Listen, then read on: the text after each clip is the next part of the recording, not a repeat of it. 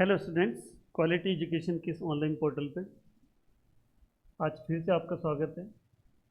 हमारा जो चल रहा था लैब असिस्टेंट का सिलेबस चल रहा था। फिजिक्स में हमने लगभग सारा ही सिलेबस कवर कर लिया है। उसके बाद हमारी टेस्ट सीरीज चालू हुई थी।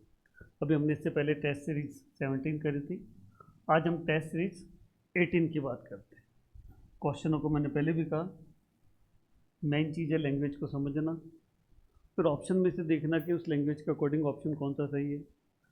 देखना है कोई बेसिक कॉन्सेप्ट पे है, न्यूमेरिकल है या कोई सर्किट डायग्राम है, किस प्रकार से सॉल्व करना है। देखते चल रहे हैं, अपन लगातार प्रैक्टिस करते चल रहे हैं और हमारी यही कामना है कि इसी तरीके से आप भी प्रैक्टिस करते चलो तो आपके भी मैक्सिमम 100% क्वेश्चन सही हो पाए। देखिए चलते हैं, क्वेश्चन नंबर 1 की बात करते हैं। ध्यान से देखिए क्या कह रहा है। एक पिंड की घूर्णन गतिज ऊर्जा E है, रोटेशनल काइनेटिक एनर्जी इसने कैपिटल E दे रखी है तथा इसका मोमेंट ऑफ इनर्शिया मींस जड़त्व गुण उसी वस्तु का I है। तो इस वस्तु का कोणीय संवेग क्या होगा। तीन चीजों की बात कर रहा है, एक घूर्णन गतिज ऊर्जा, एक जड़त्व गुण और एक कोणीय संवेग। इसको तो हमें इन तीनों में रिलेशन निकालना है। देखिए आंसर नंबर 1, पहली बात कर रहा है घूर्णन गतिज ऊर्जा।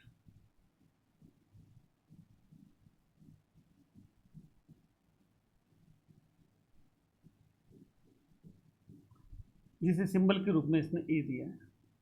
दूसरा, पिंड का जड़त्व गुण,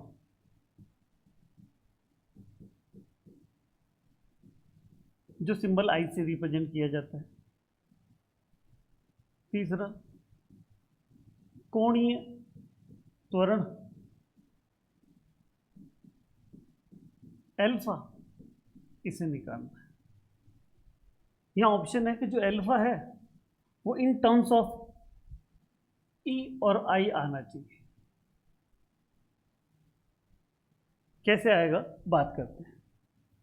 घूर्णन गतिज ऊर्जा, रोटेशनल काइनेटिक एनर्जी, फॉर्मूला पढ़ा हमने हाफ आई और ओमेगा स्क्वायर।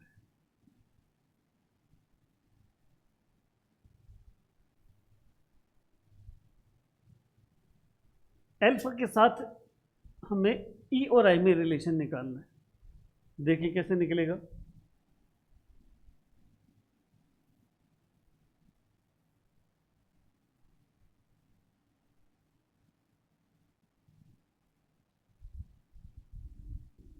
कोणीय त्वरण एल्फा,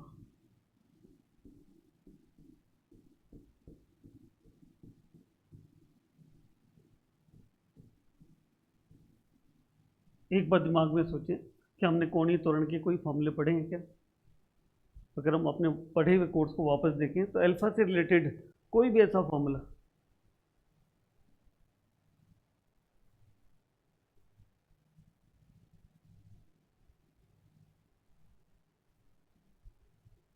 कोणीय संवेग के साथ रिलेशन किसके साथ निकालना है, कोणीय संवेग के साथ।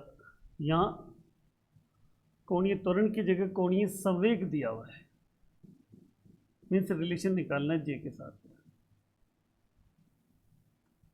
घूर्णन गतिज ऊर्जा का तो फॉर्मूला यही है। अब बात करते हैं कोणीय संवेग की।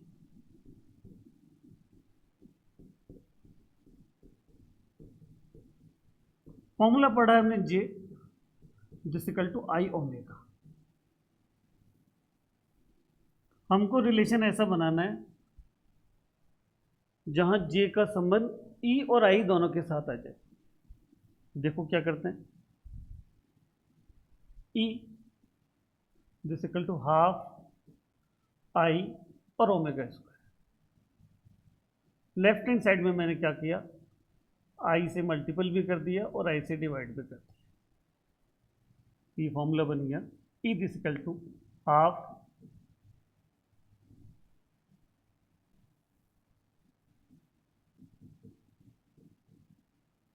ये आई और ये I, I square omega square upon I, या ई दिस इक्वल टू हाफ, इसे लिखा जा सकता है I omega whole square upon I.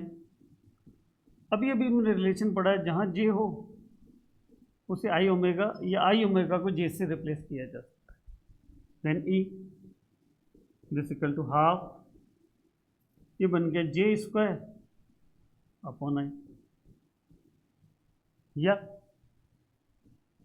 J square this equal to 2 E और I, J this equal to √2 E और आई। ये घूर्णन गतिज ऊर्जा और कोणीय संवेग में संबंध है। ऑप्शन में देखें, ऐसे कोई ऑप्शन आ रहा है क्या? ये रहा, जे दिस इक्वल टू √2 ई और आई। क्वेश्चन नंबर 2,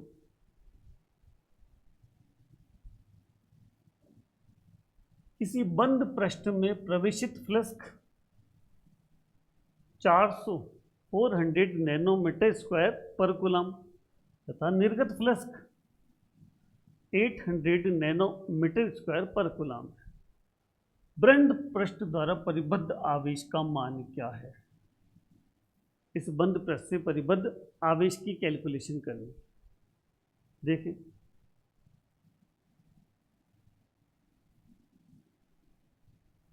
आंसर नंबर 2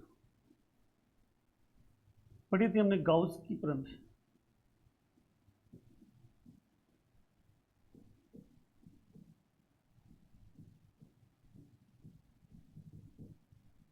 पढ़ा था हमने कि किसी बंद पृष्ठ से निर्गत कुल विद्युत फ्लक्स का मान उस बंद पृष्ठ में उपस्थित कुल आवेश व निर्वात की विद्युतशीलता के अनुपात के बराबर होता है। यहां फाई नेट की बात की जा रही है।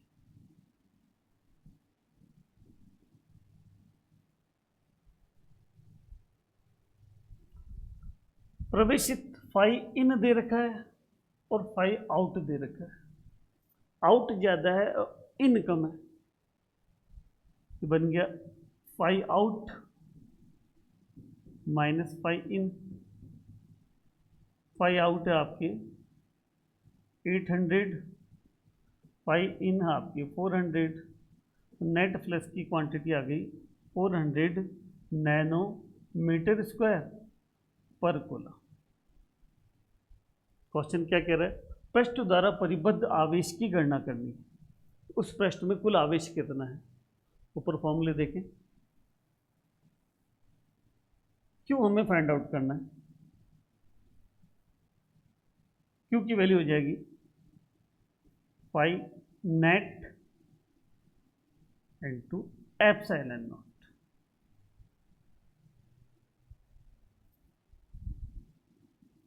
एप्सिलॉन नॉट हमने पढ़ी थी निर्वात की विद्युतशीलता।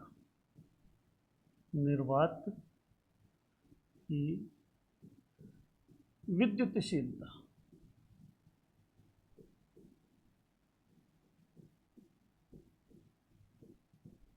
अब एप्सिलॉन नॉट की वैल्यू फिक्स है, याद कर रही थी मैंने 8.85 into 10⁻⁻12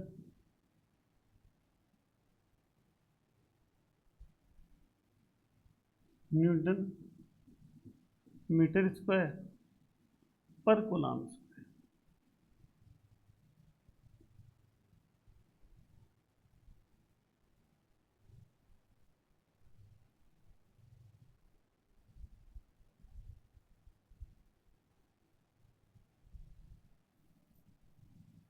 quantity 400 into 8.85 into 10⁻⁻12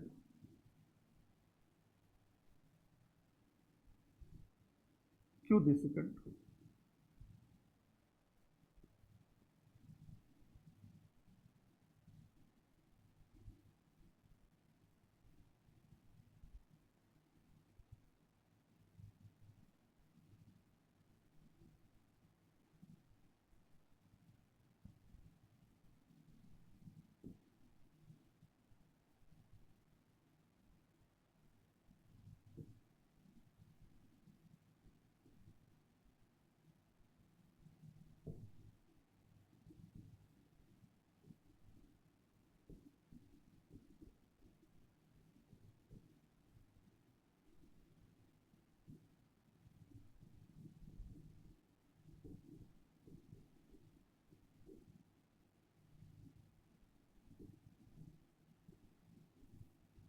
option देखिए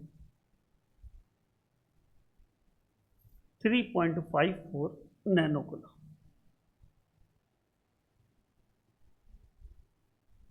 थर्ड क्वेश्चन,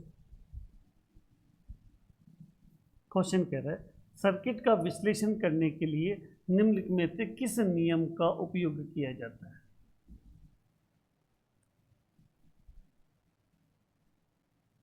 क्वेश्चन है आपके थर्ड, पढ़ा था हमने सर्किट एनालिसिस।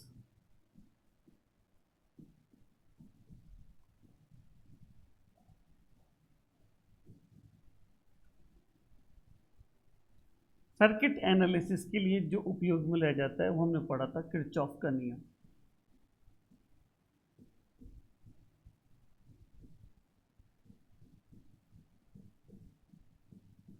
पढ़े थे किरचॉफ का प्रथम नियम के सी एल, किरचॉफ का द्वितीय नियम के वी एल। ये था किरचॉफ करंट लो, ये था किरचॉफ वोल्टेज लो। ऑप्शन देखिए किस नियम का उपयोग किया जाता है, क्लियर लिख रखा है Kirchhoff law. Fourth question, mesh विश्लेषण में कितने चरण होते हैं? पहले बात करते हैं मैश विश्लेषण है क्या। आंसर नंबर 4,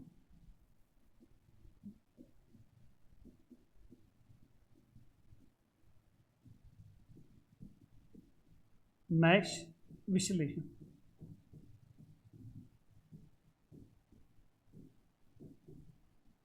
इंग्लिश में इसे कहा जाता है मैश एनालिसिस।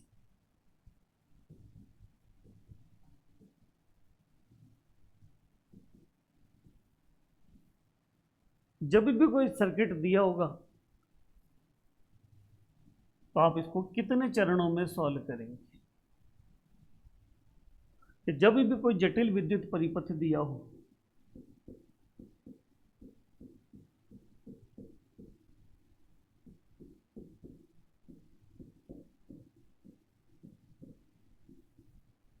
सबसे पहले हम किरचॉफ का प्रथम नियम, किरचॉफ का प्रथम नियम अप्लाई करते हैं। इस नियम को आप बोलते हो किरचॉफ का धारा नियम।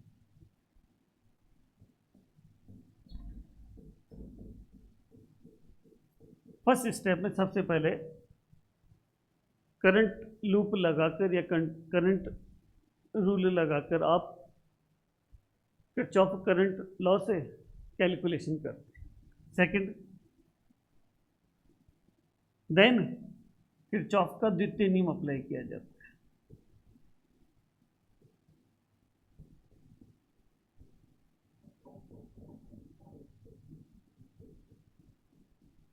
इस नियम को हम किरचॉफ का वोल्ट का नियम भी बोलते हैं।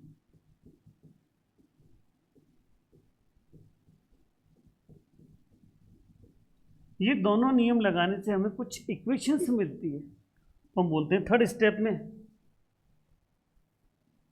समीकरण निर्माण।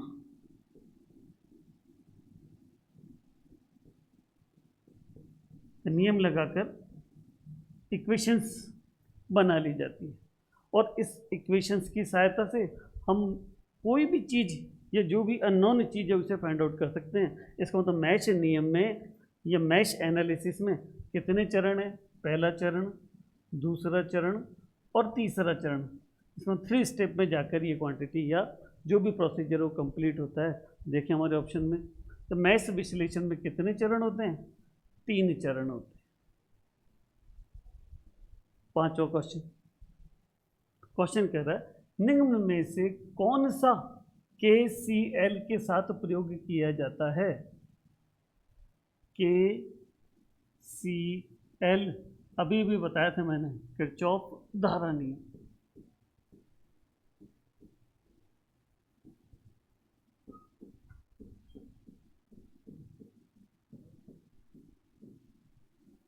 जब हम किसी भी सर्किट में धारा नियम अप्लाई करते हैं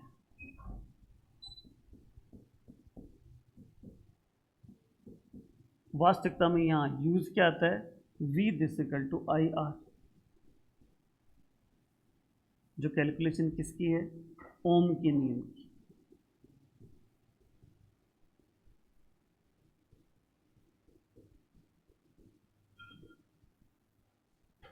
इसका मतलब KCL के साथ प्रयोग किया जाने वाला नियम साथ में और कौन सा चलता है, ओम का नियम। फिफ्थ क्वेश्चन देखें। क्वेश्चन कह रहा है व्हीट स्टोन सेतु व्हीट स्टोन ब्रिज के सिद्धांत पर कार्य करता है। जब हमने व्हीट स्टोन ब्रिज बताया था, मैंने कहा था wheat stone bridge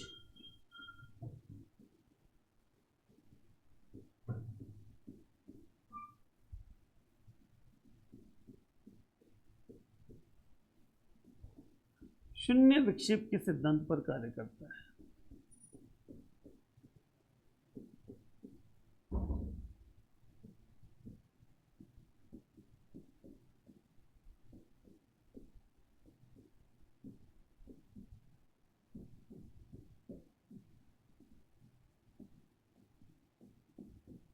basic principle क्या है, जीरो डिफ्रेक्शन रूल, शून्य विक्षेपण का सिद्धांत, कि जब धारामापी में शून्य विक्षेप होता है, क्या पढ़ा था हमने, व्हीट स्टोन ब्रिज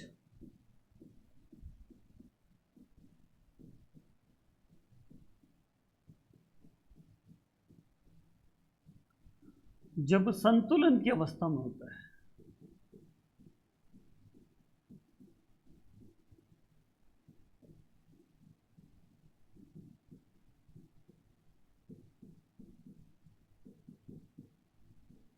इस संतुलन अवस्था का मतलब है जब धारामापी में विक्षेप शून्य हो, धारामापी में विक्षेप शून्य हो,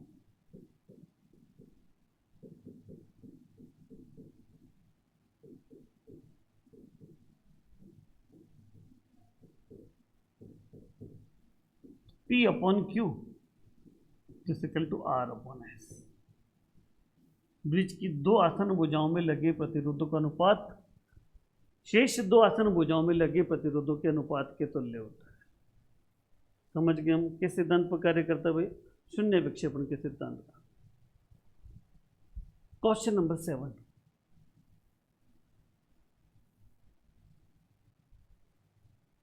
वोल्टेज संवेदनशीलता, समझे। आंसर नंबर 7,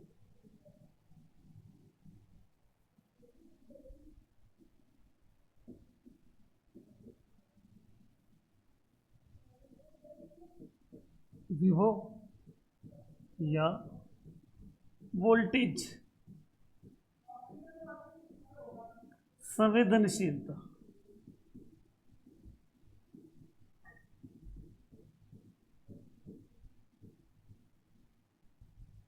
इंग्लिश में बोलते हैं इसे वोल्टेज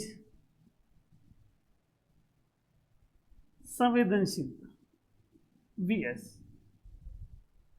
कहाँ लगाई जाती है भाई, ये संवेदनशीलता आती है धारामापी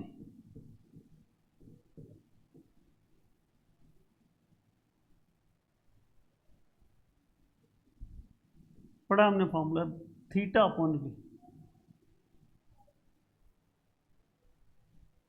बोले तो इसे एकांक विभवांतर पर उत्पन्न विक्षेप,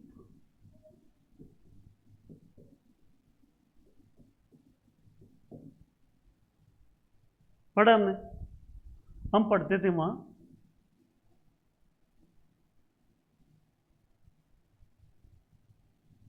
वह धारामापी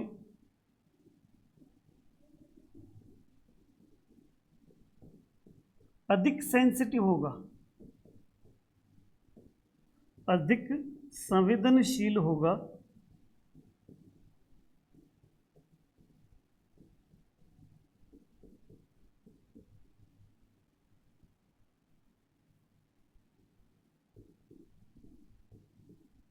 जो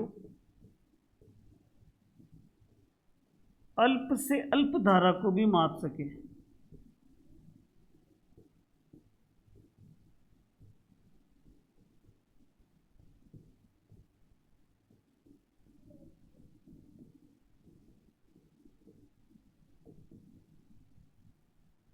एकांक वोल्टेज के लिए उत्पन्न विक्षेप क्या कहलाएगी? वोल्टेज सेंसिटिविटी कहलाएगी।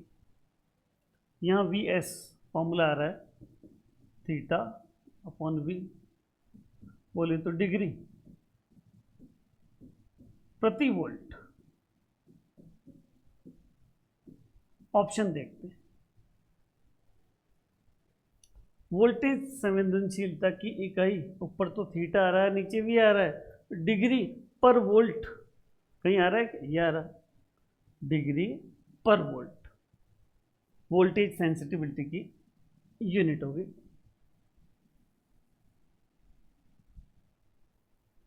आठवां क्वेश्चन,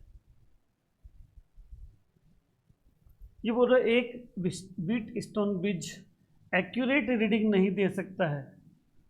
एक्यूरेट तो कब देता है भाई? हम बोले सटीक, उल्टा लेके चलते हैं। आंसर नंबर है ये 8।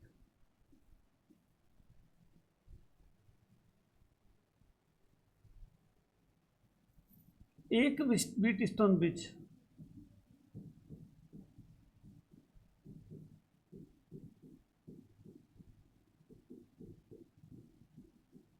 सटीक रीडिंग देता है, सटीक गणना करता है।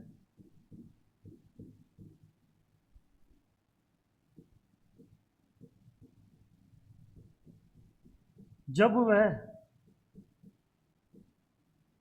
संतुलन की अवस्था में हो।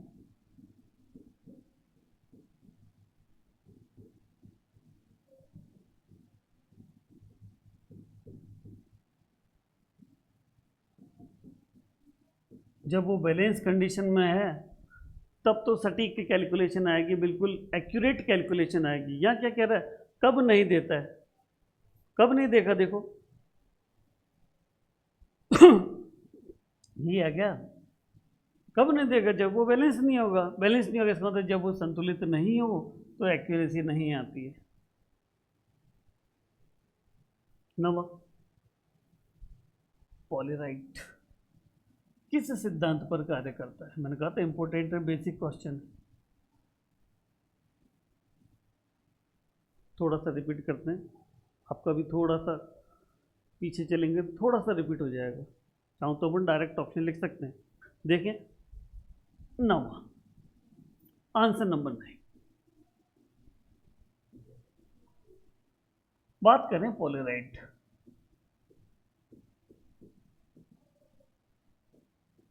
इसका एग्जाम्पल है भाई, पढ़ा था हमने पोलराइजर, ध्रुवक का। ध्रुवक करता क्या है? जो ध्रुवक होते हैं वो अध्रुवित प्रकाश को ध्रुवित प्रकाश में परिवर्तित करते हैं। अध्रुवित प्रकाश का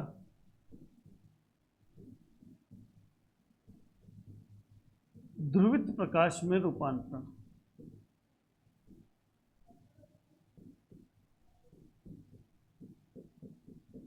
परिवर्तन। अब मैंने बताया था आपको अध्रुवित प्रकाश से ध्रुवित प्रकाश कितनी विधियों द्वारा प्राप्त किया जा सकता है, बताई थी, याद भी हो जाएगी आपको। पहली विधि लिखी थी मैंने, परावर्तन द्वारा।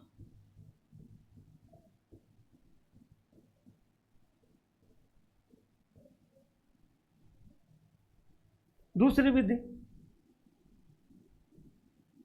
अपवर्तन द्वारा।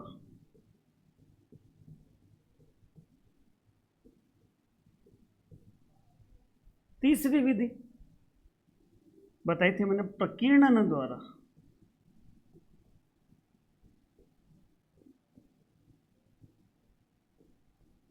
चौथी विधि, चौथी पांचवी ज्यादा इंपॉर्टेंट थी, चौथी और पांचवी। चौथी पढ़ी थी हमने, क्या पढ़ी थी? मोस्ट इंपॉर्टेंट थी, इनके ज्यादा चौथी पांचवी पे आते हैं क्वेश्चन। चौथी क्या थी? द्वि अपवर्तन द्वारा।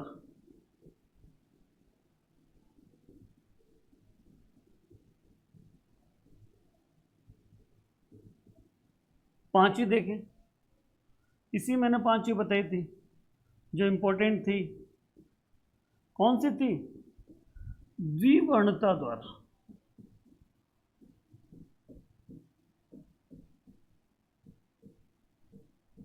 और जब मैंने द्विवर्णता बताई थी तो मैंने नोट करके लिखा था कि यही पॉलीराइड का सिद्धांत है।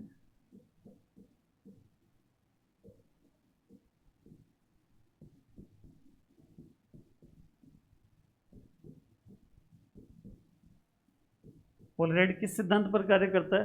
द्विवर्णता के सिद्धांत पर। ऑप्शन में सीधा दिखाई देगा। किस पर भाई? द्विवर्णता के सिद्धांत।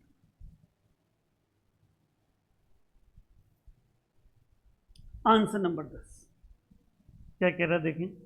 समतल ध्रुवित प्रकाश को निम्न में से किस विधि द्वारा प्राप्त नहीं किया जा सकता है? इसलिए मैंने वहां रिपीट करी थी। कितनी विधियां हैं? 5 विधियां। फिर देख लें। परावर्तन द्वारा, अपवर्तन द्वारा, प्रकीर्णन द्वारा, द्वि अपवर्तन द्वारा और द्विवर्णता द्वारा। परावर्तन द्वारा, व्यतिकरण द्वारा, अपवर्तन द्वारा, प्रकीर्णन। देखा, परावर्तन पढ़ा, अपवर्तन पढ़ा, प्रकीर्णन। ये कब पढ़ा मैंने? व्यतिकरण। तो सीधे ऑप्शन सामने आ गया। व्यतिकरण द्वारा ध्रुवण हमने पढ़ा ही नहीं है। व्यतिकरण से ध्रुवण किया ही नहीं जा सकता है। तो सीधा पता चला किस विधि द्वारा प्राप्त नहीं किया जा सकता है? व्यतिकरण द्वारा। मेल्स लॉ, मेलिस के नियम का गणितीय रूप। Question number 11।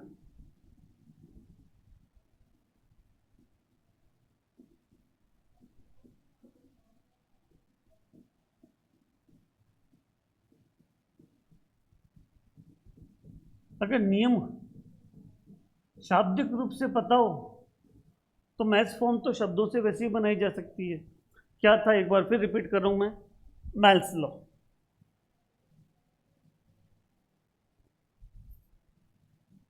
यदि प्रकाश किरण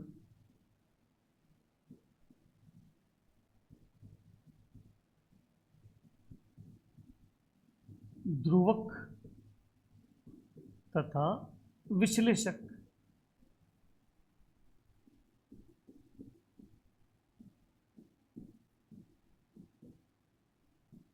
दोनों से निर्गत हो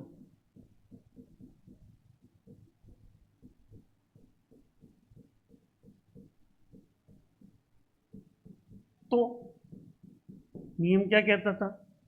तो क्या होगा भाई? तो निर्गत प्रकाश की तीव्रता, निर्गत प्रकाश की तीव्रता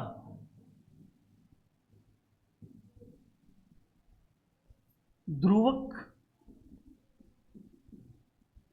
तथा विश्लेषक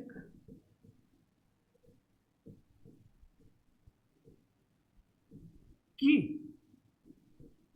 प्रकाशिक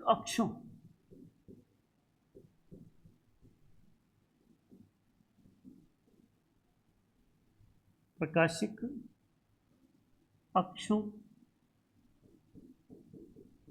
के मध्य कोण की कोज्या के वर्ग के समानुपाती होती है।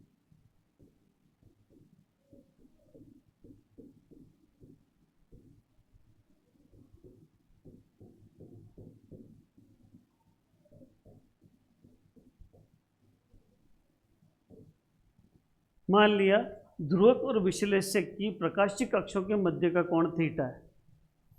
जो इंटेंसिटी है is directly proportional to cos square theta. समानुपाती का चिन्ह हटता है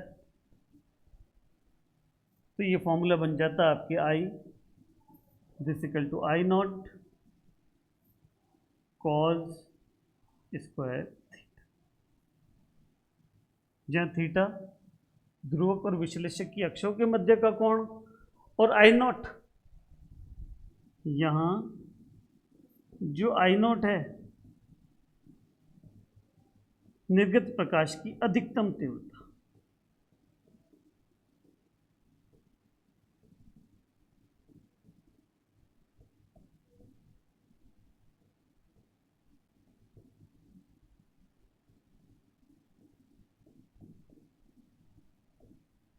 देखा जाए तो ये मेलिस के नियम का गणितीय रूप हो गया। ऑप्शन देखें, I this equal to I not cos square theta, बाकी कहीं देखने की जरूरत ही नहीं। 12वां बढ़िया क्वेश्चन है, मोस्ट इंपोर्टेंट लगा रहा हूं। क्वेश्चन क्या कह रहा है समझिए। क्वेश्चन कह रहा है दो प्रकाश स्रोतों से उत्सर्जित तरंगों की तीव्रताओं का अनुपात दे रखा है 81:1। यदि इनमें व्यतिकरण की घटना उत्पन्न होती हो तो अधिकतम व न्यूनतम तीव्रताओं का अनुपात क्या होगा। दो प्रकाश स्रोतों से उत्सर्जित तरंगों की तीव्रताओं का अनुपात, पहले प्रकाश स्रोत से I1 मान ली, दूसरे प्रकाश स्रोत से I2 मान ली, तो I1 और I2 का रेशियो दे रखा है। Answer number 12।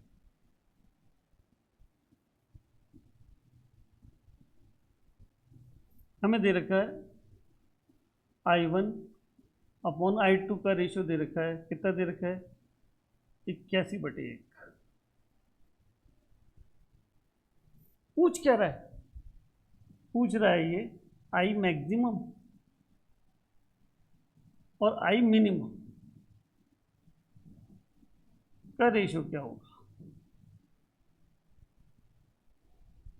निर्गत प्रकाश की तीव्रता अधिकतम कब होती है, पढ़ा था हमने संपोषी व्यतिकरण के समय, संपोषी व्यतिकरण के समय।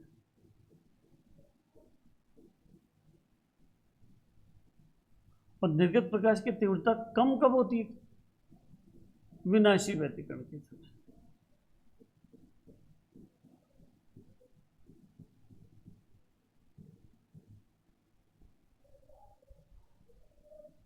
I maximum upon I minimum. संपोषी व्यतिकरण के समय अधिकतम तीव्रता को फॉर्मूला फिर दिमाग में लाएं। संपोषी व्यतिकरण समान कला याद हो तो आपको √I1 प्लस √I2 का होल स्क्वायर।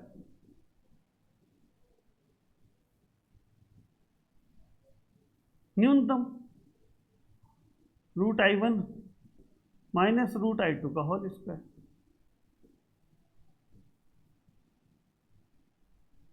ये निकालना है और हमको रेशियो दे रखा I1 अपॉन I2 का।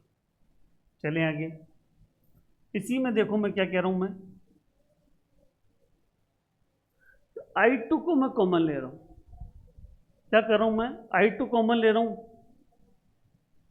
बाहर क्या है स्क्वायर, I2 बाहर आ जाएगा, अंदर क्या बन जाएगा, या बनेगा √I1 अपॉन √I2। इसे √I1 अपॉन I2 लिखा जा सकता है, और ये बाहर आ गया तो यहां 1 बचा। इसमें से भी ऐसे करें तो जब ये बाहर आएगा स्क्वायर आएगा तो रूट हट जाएगा, तो हमने √I2 लिया, I2 यहाँ क्या बनेगा I1 अपॉन I2 -1 का होल स्क्वायर। ये कैंसिल हो गया। ये अनुपात जानते हैं, ये अनुपात 81 ही तो है। तो देखें I maximum upon I minimum, ये बन गया √81 प्लस 1 का होल स्क्वायर। यहाँ √81 माइनस 1 का होल स्क्वायर। ये बन गया 10 का स्क्वायर,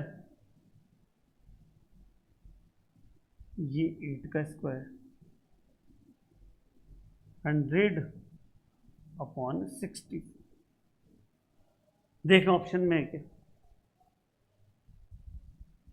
देखें आंसर मैच कर रहा है क्या, आ ही नहीं रहा है।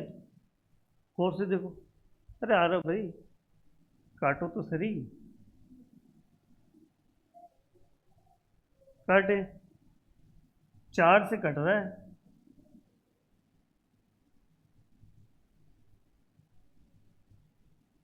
अब आंसर क्या दिखा रहा है 21 5 अपॉन 16। देखें आ रहा है क्या, ये रहा नंबर 3। चले आगे। तो आपने देख लिया किस प्रकार से बेसिक कॉन्सेप्ट काम में लेते हुए आंसर मैच करना है। 13 क्वेश्चन, बढ़िया क्वेश्चन है। देखिए क्या कह रहा है कि सरल आवर्त गति में माध्य स्थिति से आयाम की आधी दूरी पर पिंड की गतिज ऊर्जा और स्थितिज ऊर्जा का अनुपात क्या होगा। क्या कह रहा है, आयाम की आधी दूरी पर पिंड की गतिज ऊर्जा एवं स्थितिज ऊर्जा का अनुपात निकालना है। निकाले जरा, बेसिक याद होंगे फॉर्मूले तो ही निकाल पाओगे। आंसर नंबर है ये 30।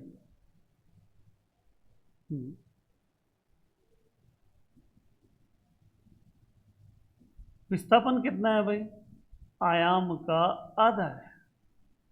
आयाम को अगर ये माने तो a/2 दूरी।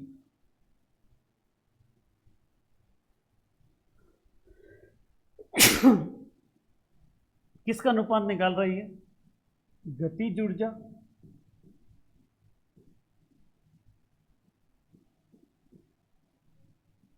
व स्थितिज ऊर्जा का अनुपात।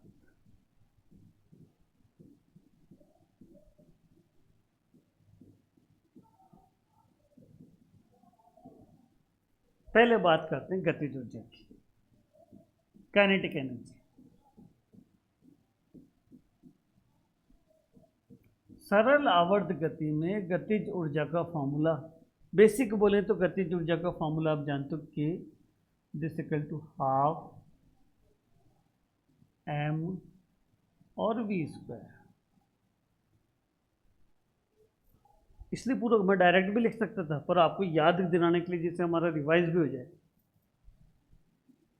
यहां बात करें, पढ़ा था हमने omega this equal to √k/m, पढ़ा था कि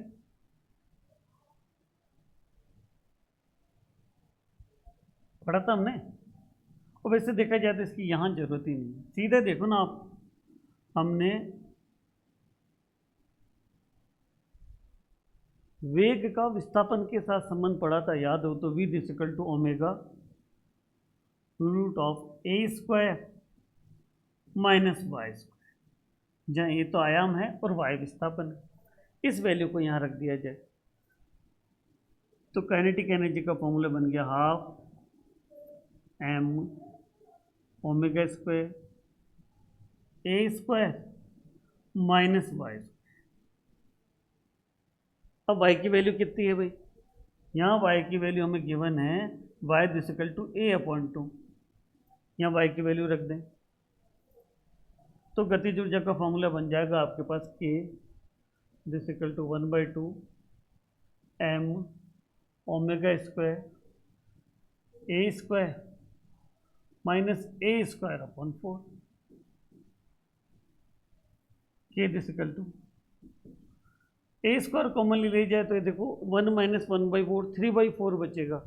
इस 3/4 को मैं बाहर ले रहा हूँ, अंदर क्या रह गया, हाफ m ओमेगा² और a²। ये आयाम की आधी दूरी पर आपका किसका फॉर्मूला आ गया, गतिज ऊर्जा का। ऐसे स्थितिज ऊर्जा की बात करें,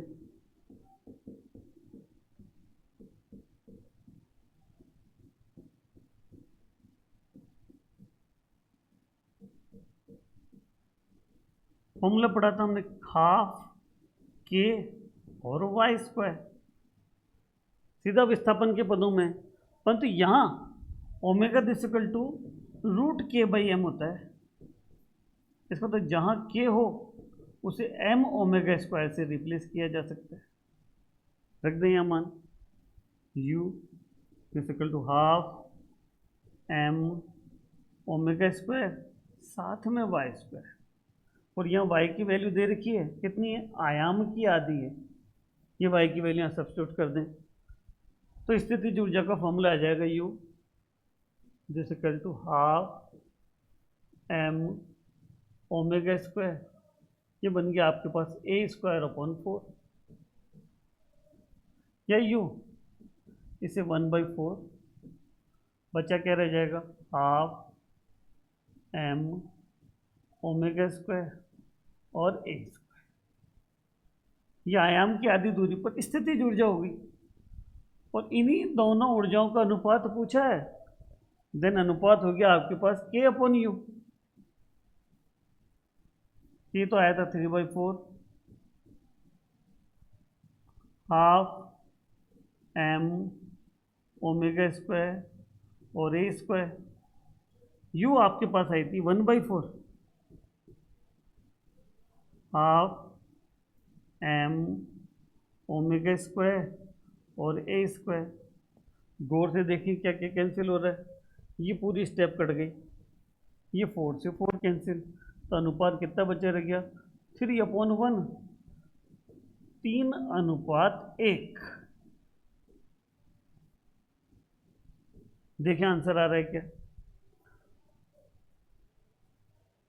आ रहा है ये 3:1। समझ में आ गया। इस प्रकार पूरा सॉल्व करोगे तो आपका एक्यूरेट आंसर आ जाएगा। 14वां क्वेश्चन 14 देखें। बात किसकी की जा रही है, शुद्ध या नेज अर्धचालकों में सामान्य ताप पर मीन्स कमरे के ताप पर इलेक्ट्रॉन व होल की संख्या का अनुपात बताया था मैंने जब नेज अर्धचालक की बात की जाए।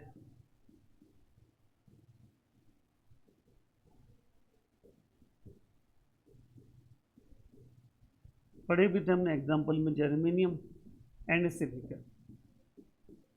सामान्य ताप पर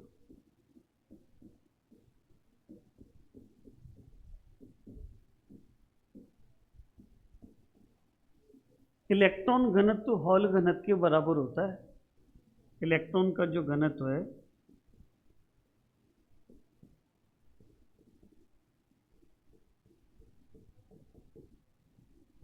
हॉल घनत्व के बराबर होता है।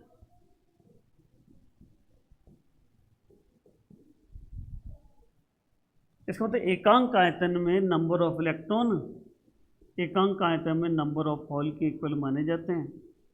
तो अनुपात कितना हो गया इसका 1:1, समान अनुपात में होते हैं। कहीं आ रहा है क्या ऑप्शन, ये आ रहा है यहाँ अनुपात क्या होता है 1:1 होता है। 15वां क्वेश्चन देखिए। क्वेश्चन कह रहा है पी एन संधि के अवक्षय परत की मोटाई को हम किस प्रकार से कम कर सकते हैं। इंपॉर्टेंट क्वेश्चन है। क्वेश्चन नंबर था ये 15, आंसर नंबर 15।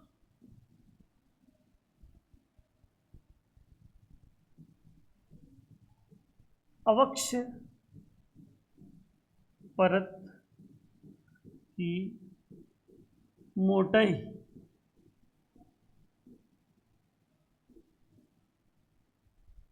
कम करने के लिए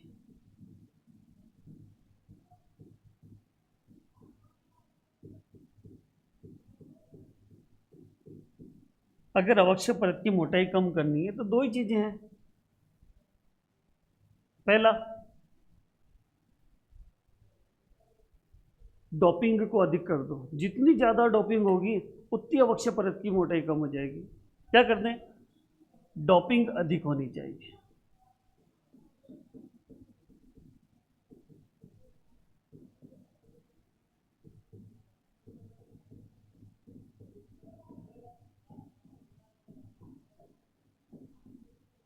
पी प्रकार का अर्धचालक एन प्रकार के अर्धचालक में डोपिंग विधि द्वारा मिलाया जाता है। डोपिंग कैसी होनी चाहिए, अधिक होनी चाहिए। दूसरा, तापक्रम कम करके टेम्परेचर को कम करके और डोपिंग को बढ़ा के हम अक्षय परत की मोटाई को कम कर सकते हैं।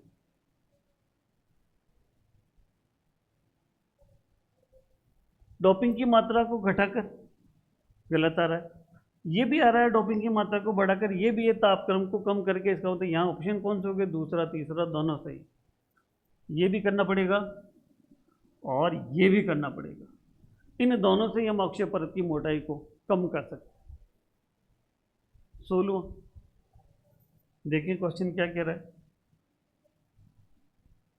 16वां क्वेश्चन कह रहा है परावर्तन द्वारा ध्रुवण में अपवर्तित एवं परावर्तित किरण के मध्य का कोण। आ जाते हैं वापस।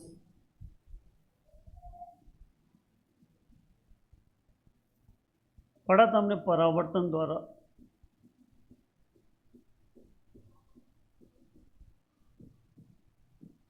ध्रुवण।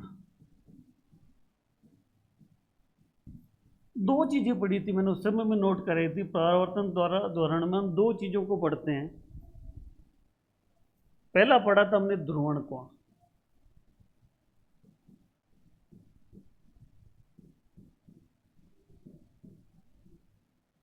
पोलराइजेशन एंगल, जिसे हमने रिप्रेजेंट किया था आईपी से। दूसरा पढ़ा था हम बूस्टर का नियम।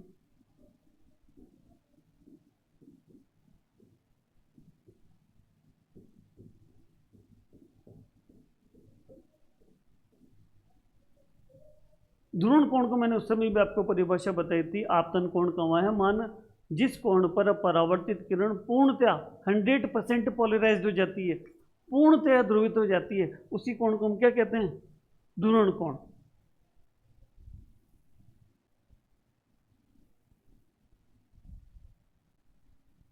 यह आपतित किरण, याद हो तो, यह अध्रुवित प्रकाश था जब इसे गिराया गया किस कोण पे? आईपी पर, पोलराइजेशन एंगल पर। क्या होगा? कुछ प्रकाश किरण यहां से टकराकर परावर्तित होगी, यह समतल ध्रुवित होगी।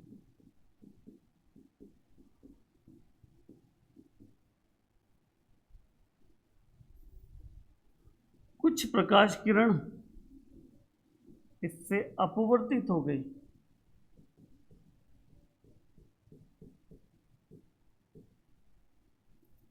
तो जिस कोण पर परावर्तन हुआ है वो कोण आर,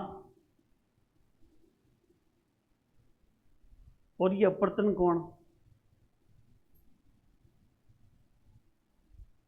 और हमने बताया था परावर्तन के समय आपतन कोण परावर्तन कोण के बराबर होता है। तो जब हमने बनाया था डायग्राम तो हमने इस एंगल को भी आईपी से ही रिप्लेस किया था, ये कहलाया था आर। बताया था ये 90 डिग्री कहाँ जाती है? 90 डिग्री के कोण पर रहती है, लंबवत रहती है। ऑप्शन देखें, मध्य का कोण कितना रहता है भाई? 90 डिग्री रहता है। पढ़ा था हमने, ये याद हो तो आपको याद ही नहीं होगा। यहाँ हमने आई पी प्लस आर जिसकल टू 90 डिग्री किया था।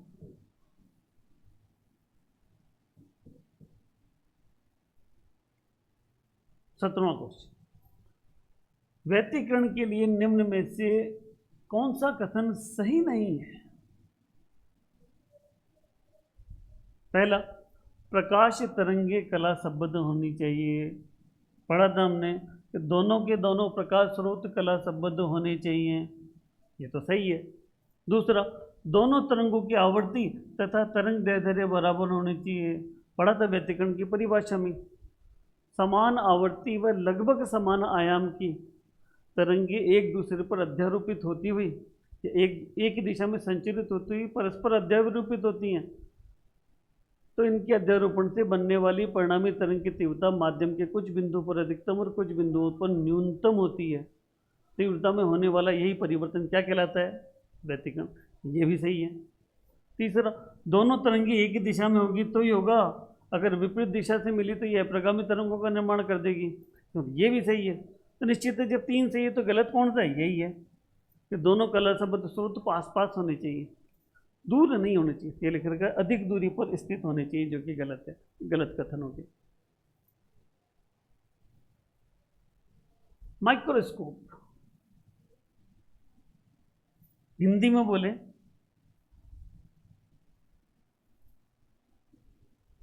तो सरल सूक्ष्मदर्शी।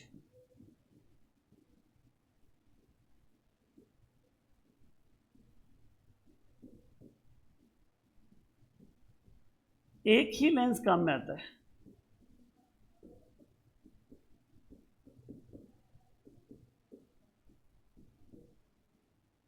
संयुक्त में आते हैं दो। तो यह माइक्रो ऑब्जेक्ट्स की बात कर रहा है तो एक ही लेंस आता है। कौन सा लेंस? उत्तल लेंस काम में लिया जाता है। इसको हम बोलते हैं कॉन्वेक्स लेंस।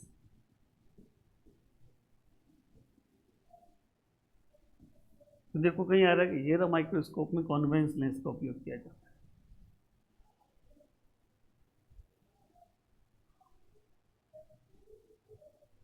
देखिए, यौगिक सूक्ष्मदर्शी का मतलब कंपाउंड माइक्रोस्कोप। यौगिक को क्या कहा जाता है? कंपाउंड। 19वां क्वेश्चन, आंसर नंबर 19 बात कर रहा है ये संयुक्त सूक्ष्मदर्शी।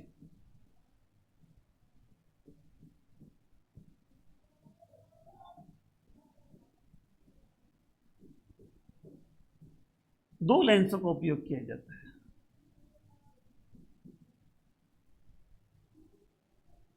एक कहलाता है अभिदृश्यक लेंस,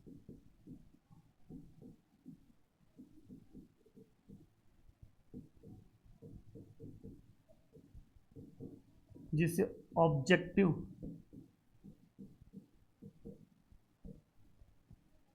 जो ऑब्जेक्ट के पास होता है। दूसरा जो आंख के पास होता है उसे अभिनेत्र लेंस कहा जाता है।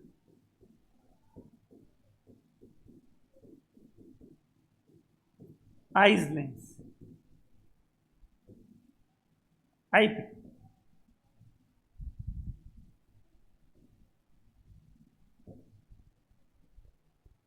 यहां ओ काम में आ रहा है और यहां ई, यहां बन गया आपकी एल ई,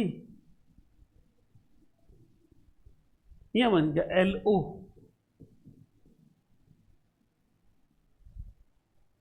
एल ई की बात की जाए आवर्धन क्षमता, मैग्निफिकेशन पावर,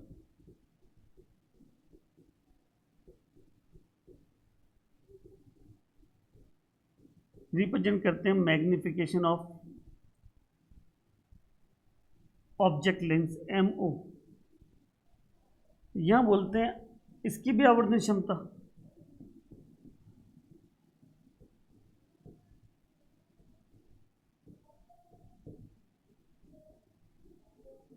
एम ई। यहां पूरे लेंस की बात की जा रही है, किसकी?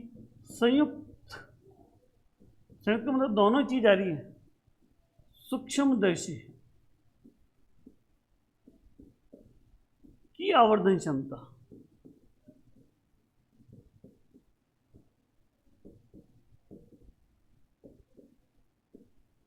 जिसे कैपिटल एम से रिप्रेजेंट कर दें तो फॉर्मूला बन जाता है M O into M E. जब इसे संयुक्त कहा गया है M O into M E. Option देखें, अभिदृश्य लेंस और नेत्र लेंस के आवर्धन का योग नहीं हो रहा है, अनुपात भी नहीं हो रहा है, गुणनफल आ रहा है। फॉर्मूला आ रहा है M O into M E का गुणन। 20वां क्वेश्चन, एक स्थिर बल आघूर्ण किसी पिंड पर कार्य करता है तो, और पढ़ा हमने relation, torque is equal to D J upon D T.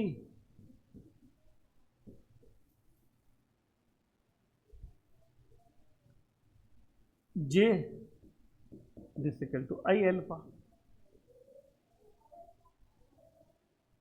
तो देखें, ये बोल रहा है जब भी स्थिर बल आघूर्ण कार्य करेगा तो बल आघूर्ण के कारण रोटेट होगी। रोटेट होगी तो उसमें त्वरण उत्पन्न होगा। कौन सा त्वरण? कोणीय त्वरण। क्या कह रहा है? एक कोणीय त्वरण प्राप्त करता है।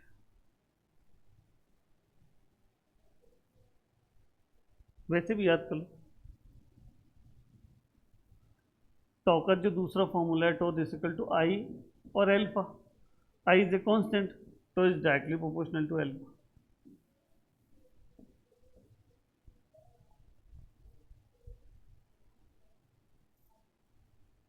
क्या प्राप्त करता है? कोणीय त्वरण। ये रहा 21वां, बढ़िया क्वेश्चन है, देखें। क्वेश्चन कह रहा है ऊष्मागतिकी के किस नियम के अनुसार यदि दो निकाय अलग अलग तीसरे निकाय के साथ तापीय संतुलन में हो तो वे दोनों निकाय आपस में भी ऊष्मीय संतुलन में होंगे। पढ़ा है सीधा का सीधा। क्या पढ़ा था हमने? ऊष्मागतिकी का शून्यांकी नियम, ये पढ़ा हमने शून्यांकी नियम।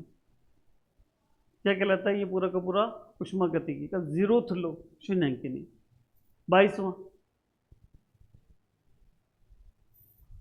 आउटपुट किसी भी मामले के लिए कम होगा जब एक या एक से अधिक इनपुट 0 या 1 हो।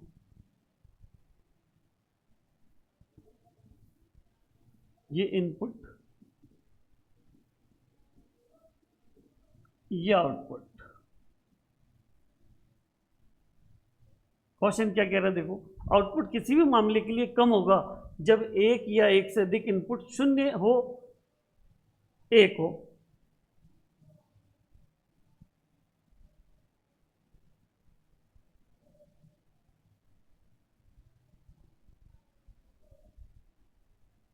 ध्यान दें, अगर मैं और गेट की बात करूं तो इसमें 3 बार अवस्था 1 आती है, 1 बार अवस्था 0 आती है। पर जब एंड गेट की बात की जाती है तो ही क्या होता है? 3 बार तो 0 आता है, 1 बार 1 आता है। ज्यादा ऑप्शन कौन सा है? एंड गेट के लिए। कौन सा है भाई? एंड गेट, जब मिनिमम कंडीशन आती है।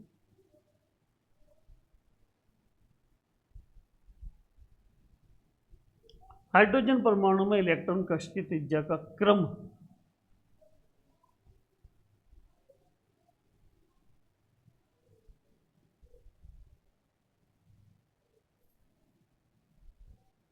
देखिए, आ रहे हैं इक्वल टू 0.529 एंगस्ट्रॉम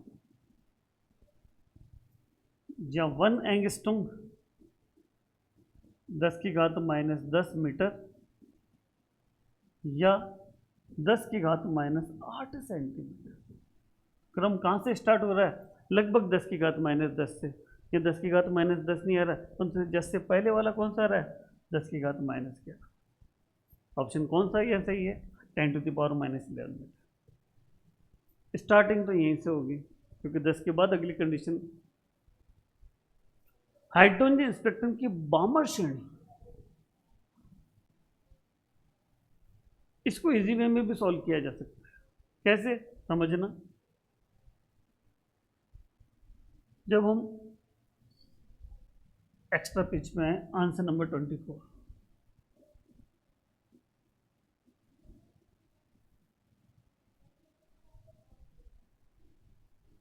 क्वेश्चन क्या कह रहा है देखें, हाइड्रोजन परमाणु की बामर श्रेणी की सबसे लंबी तरंग दैर्ध्य क्या होगी? इसकी बात कर रहे हैं, बामर श्रेणी।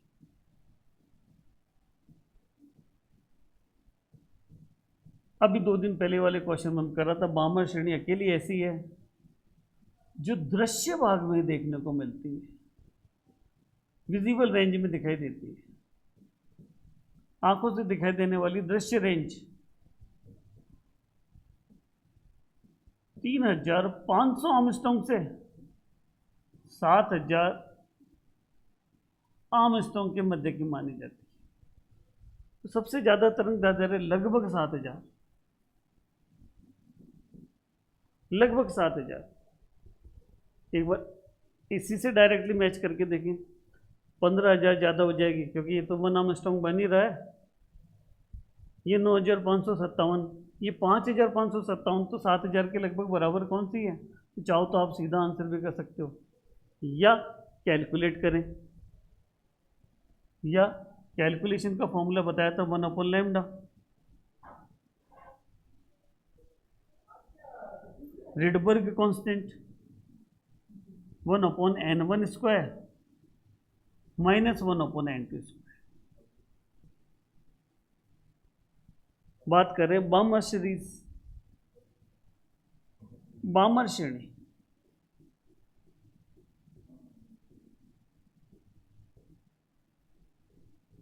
लाइमन के बाद बामर है तो n1 तो फिक्स हो गई 2, और n3 3 4 5 एंड सो ऑन। ये प्रथम रेखा की बात की जा रही है,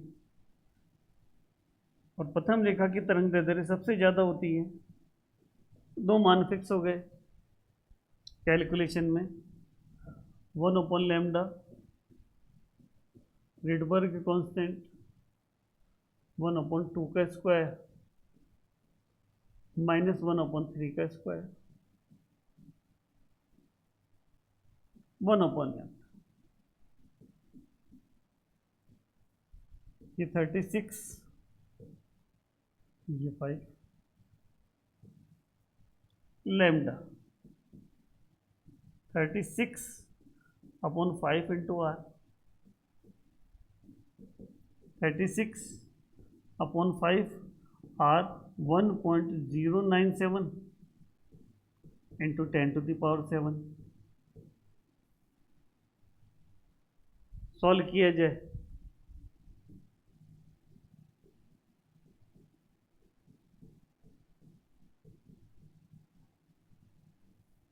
एक्यूरेट आंसर आ जाएगा 10 की बात में। 25वां क्वेश्चन, संलयन अभिक्रिया करना कठिन क्यों है? संलयन है क्या?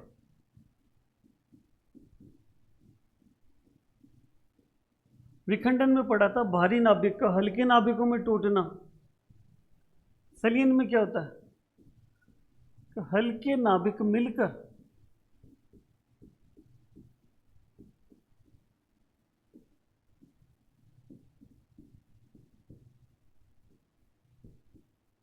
भारी नाभिक का निर्माण करते हैं।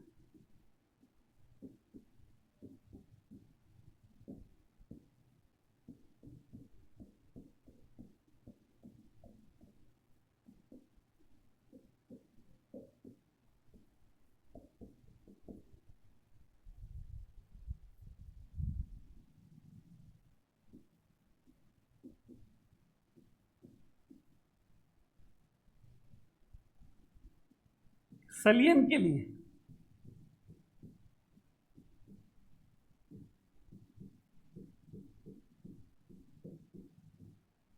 दो नाभिकों के मध्य की दूरी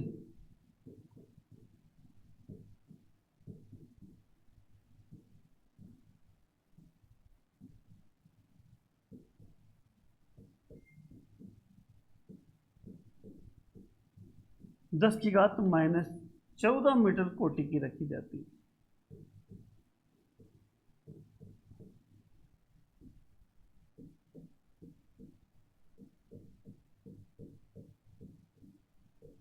ध्यान से समझो,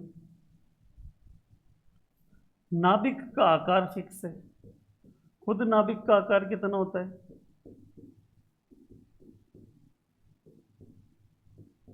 ये होता है 10⁻⁻15 मीटर कोटि का।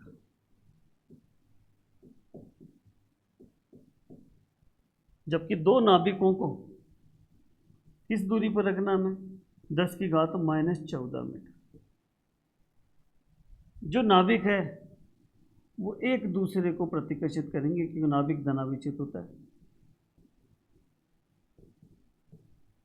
प्रतिकर्षण के विरुद्ध इतना पास लाने के लिए क्या कह रहा है कि प्रतिकर्षण के विरुद्ध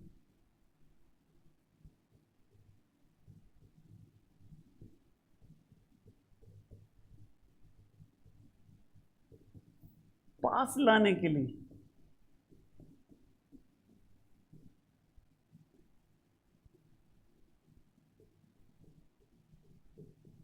बहुत अधिक ताप की आवश्यकता होती है।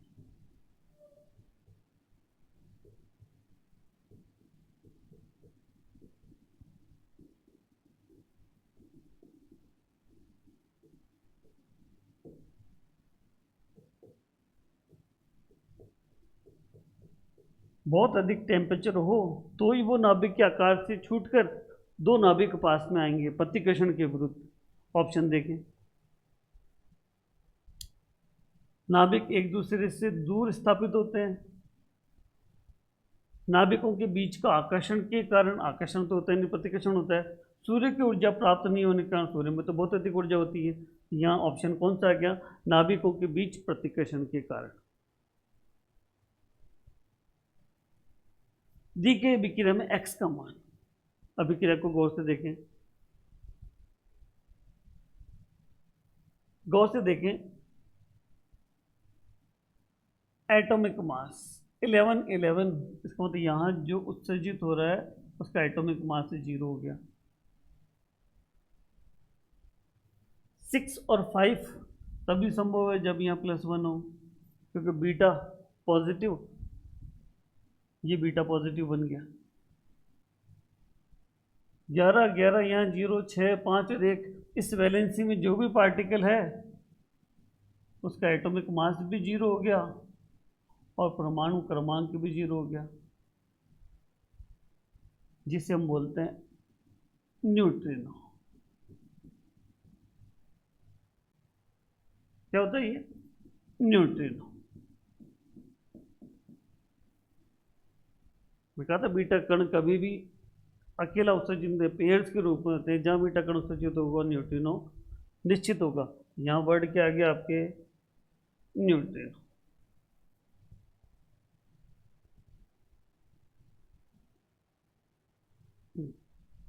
न्यूट्रिनो। 27 क्वेश्चन,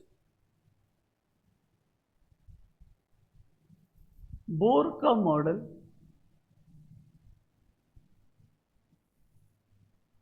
द्वारा परमाणु को बनाने के लिए परमाणु की क्षमता की व्याख्या नहीं करना। देखो समझना, बात कर रहे हैं बोर मॉडल।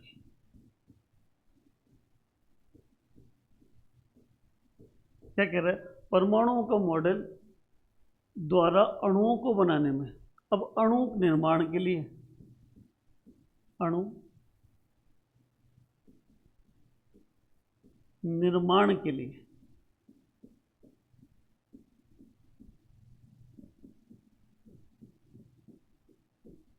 परमाणु के बीच में क्या होना जरूरी है, बाउंडिंग होना जरूरी है, परमाणु के बीच में बंद होना जरूरी है।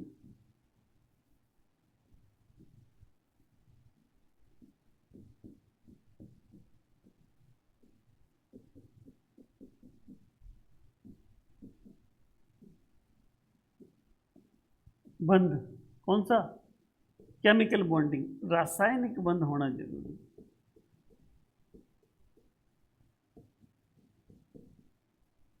और इसकी ड्रॉबैक रही, बोर मॉडल इसकी व्याख्या नहीं कर पाया। किसकी, रासायनिक बंध की।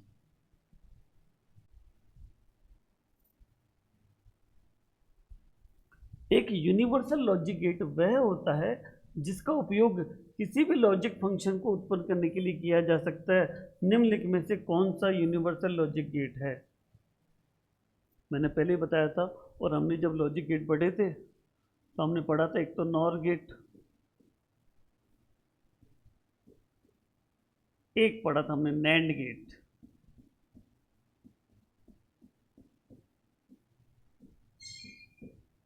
दोनों ही क्या कहलाते हैं, यूनिवर्सल लॉजिक गेट। क्यों कि नॉर गेट से ही सर्किट भी बनाए थे, और गेट भी बनाया जा सकता है, एंड गेट भी बनाया जा सकता है, और नॉट गेट भी बनाया जा सकता है। वैसे इस नैंड गेट से और गेट भी प्रोड्यूस किया जा सकता है, एंड गेट भी बनाया जा सकता है, और नॉट गेट भी बनाया जा सकता है।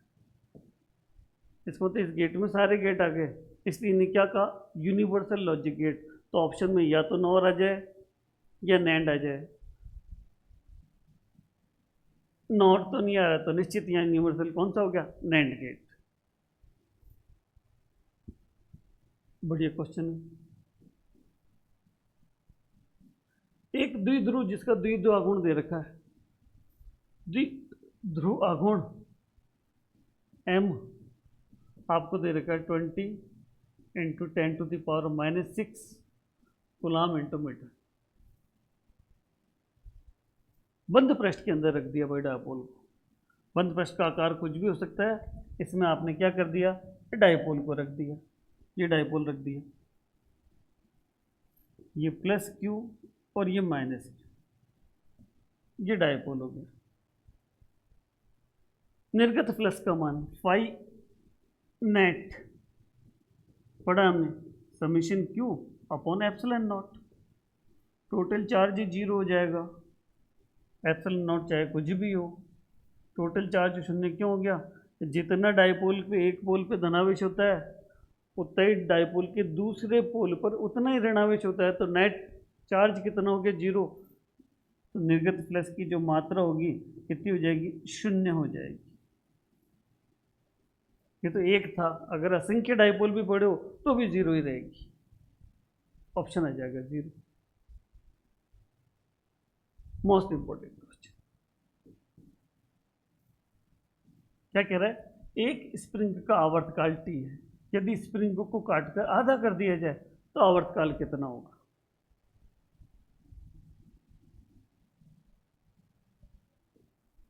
आंसर नंबर है ये 30।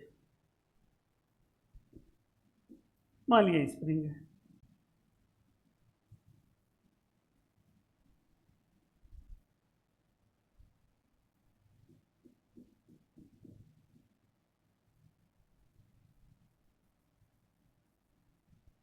जिसकी लंबाई तो एल मान ली और उसका फोर्स कांस्टेंट के मान लिया। अभी बोला इसको काट के आधी कर दो, इसी स्प्रिंग को काट के क्या कर दिया जाए? आधा कर दिया जाए।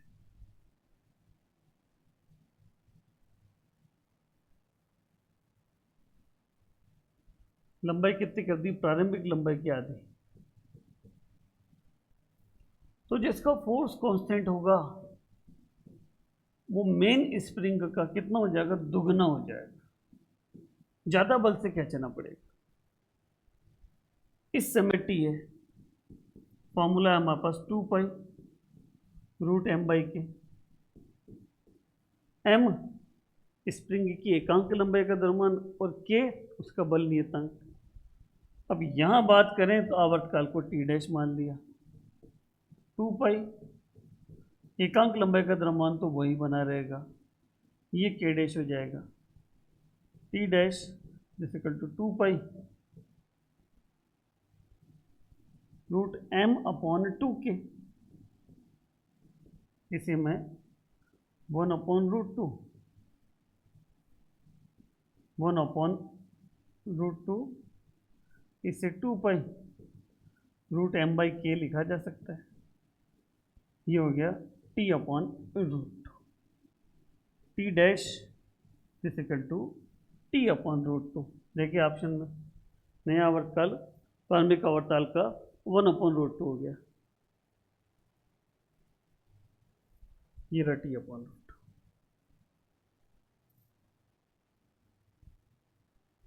2।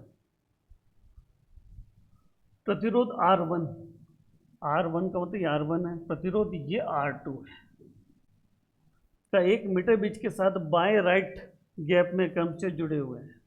संतुलन बिंदु 55 सेंटीमीटर पर आता है, तो R2 अपन R1 निकालना है।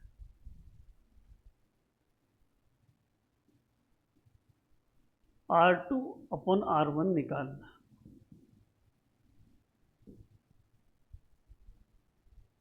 मीटर सेतु की बात करें, यहां जुड़ा हुआ R1, यहां जुड़ा हुआ R2, ये मीटर सेतु का 1 मीटर लंबा वायर। तो जो गैल्वेनोमीटर में विक्षेप आ रहा है इस जगह आ रहा है। इस तार की लंबाई 55 सेंटीमीटर, रिमेनिंग जो वायर है वो बचा रह जाएगा आपके 45 सेंटीमीटर। धारामापी में विक्षेप 0 है, तो बैलेंस कंडीशन आ गई। तो P upon Q this equal to R upon S बन गया। यहां R1 अपॉन R2 का अनुपात R1 अपॉन R2, ये बन गया 55/45। हमको तो उल्टा निकालना है, R2/R1, 45/55,